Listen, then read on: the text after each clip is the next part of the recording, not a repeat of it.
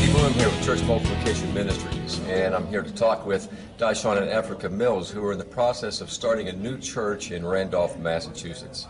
Also, we'll be talking with Larry Wooldridge, District Pastoral Leader for Northeast United States, who's involved in developing a district network to support church planting and to provide some support and help for Dishon and Afrika with their church plant. We're really excited about what God's doing in Randolph. He's given us a vision of a church that seeks to live as Jesus lived, in community, amongst the people of Randolph, and spread the gospel, and to live out that gospel. And to not just make disciples, but make disciples that make more disciples, and create ministries and activities that spread and do more and replicate and multiply. And we're very excited because God is actually making it happen and putting it together. He's doing it. We're just working alongside him. And for me, I feel I'm so excited to be partnering with Dishon in this ministry effort. The thing that excites me the most about the Redeemed of Christ Church is that in churches before, I felt always, whenever it came to evangelism, I felt always nervous or feeling like there was too much pressure on me. But just thinking about living incarnationally and living as Jesus lived and really learning to love other people with his heart has been so refreshing for me, not only for the church, but also for me personally in my own spiritual life. So I'm very excited about what God is doing. When I heard that Dishon and Afrika were in a church planting situation in Randolph, I was delighted to hear that. I took the opportunity to go up and see them and, to get to know them, met Afrika for the first time.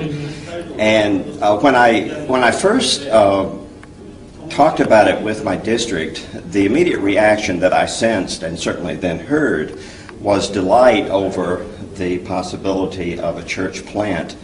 And we talked a little bit more about it, and we talked about, ways to support them, first of all, with prayer. And I would encourage everyone who's listening to this is to include Dishon and Afrika in their prayers, that God will lead them and that God will guide them and help them to learn from the experience of others who have already planted churches, so that you won't have to reinvent the wheel, and that you will be able to be an effective tool for Christ in your community. And so the whole district is behind you in, first of all, prayer and also in community, to have contact with you and to keep up with what your needs are and your concerns are, and also to be a support in any way that we can. So we want you to know that you're not in this alone, that we are with you, we're praying for you, and any way that we can help you, we are certainly willing to do that. I just wanted to say that we would not be able to do what we do, first, without the empowerment and the indwelling of the Holy Spirit, but also the framework that we have with Grace Community International, especially with the Church Multiplication Ministries.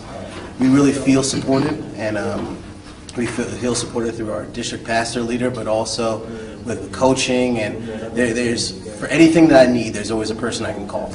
And that is so important, because church planting is hard, it's lonely, it's difficult, but to know that we have a lot of people behind us, not only praying for us, but there to help, means a whole lot.